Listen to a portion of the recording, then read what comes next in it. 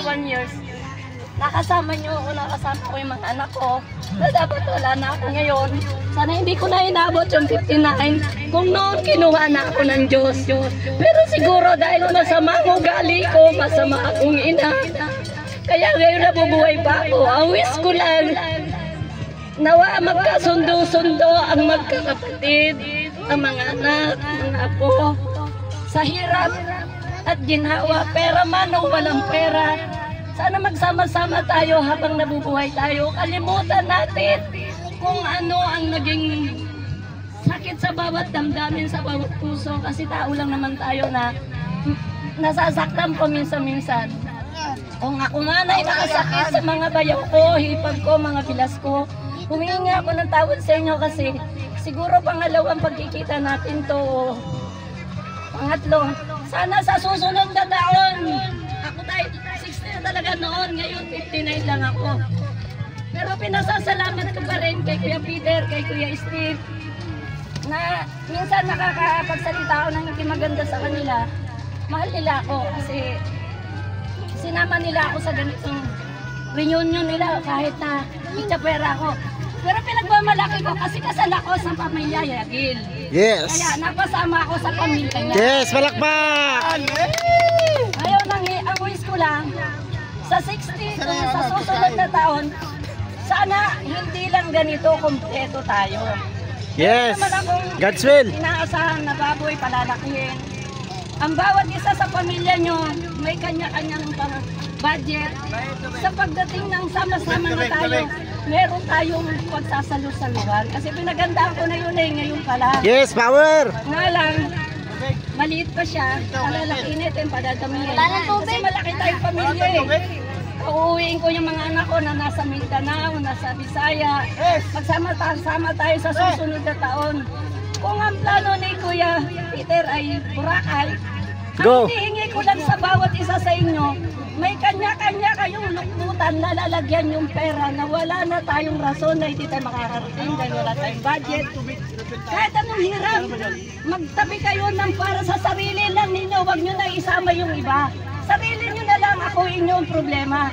Huwag nyo nang ibigay kay tatay, kay kuya, kay hipag o kung kanino man. Kanya-kanya. Kahit 100 lang, basta may piso ka sa bulsa, may tabi mo yan. May session mo sa pamilyang gusto nila ng reunion. Ipaparating ko lang sa lahat ng Yagel. Yes, power! Nahamon ko kayo sa 60 ko talaga. Sagot ko ang 2-3 baboy. Yes, power! Ilan baboy? Ilan tabla? Maliit pa kasi kayo kuya, lalaki natin padadamihin. Ako meron akong daga doon. Hindi ko nababay kasi nag-aantay ng mga bata eh. Opo. Para ito sa anak ni Rodolfo, hindi para sa akin. At sa pagbabalik ng kanilang ama sa buhay nila, yun din ang hinihingi kong pasasalamat na isa pa akong wish sa mga anak ko sana matupad bago ako mag-60. At yung titirahan namin, ganun lang kami kanitong malaki. Magsasama-sama na kami. Igip ako, igip pa. Maraming salamat una sa Diyos at sa inyong lahat. Namatay Okay. na eh. Sige, Sino namatay? Kandila. abot ka lang tapos. Yes, okay na. Ay hindi naman, magsasama pa tayo kuya. Okay, tapos ka na. Sana yung ano? Asa na yung ano? Ano? Ay, may ano, iko. Ano, si Cindiana, happy birthday! Para sa pamilya yan eh! Okay, mga... Palakpakan! Na buhay! De, ibig sabihin na buhay na nandito lahat ang isang pamilya Yagel at tuwan-tuwa itong tao buhay pa. Ilan taon ka na ba? 59 lang. 59 ka lang? Naku, batang-bata. Ako 18 lang ako. Yes! Okay! 74 kontinent. Okay. Natuwa ka ba? Natuwa ka sa pagkat dumating kami. Ilan tayo dito? Natuwa ka daw ba? Ang dami. Dami talaga. Inabot ka na ganito. Nagharap-harap sa lahat na hindi mo nakita.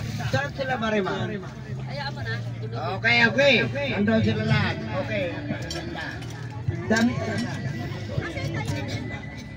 Na sapagkat nakikita-kita na hindi ninyo nakita anong mga paro na yan.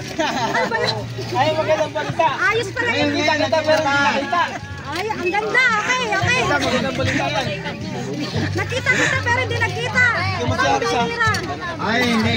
Mamaya, bago maghiwalay-walay. Mag-iwalay-walay lahat. Picture taking na lang.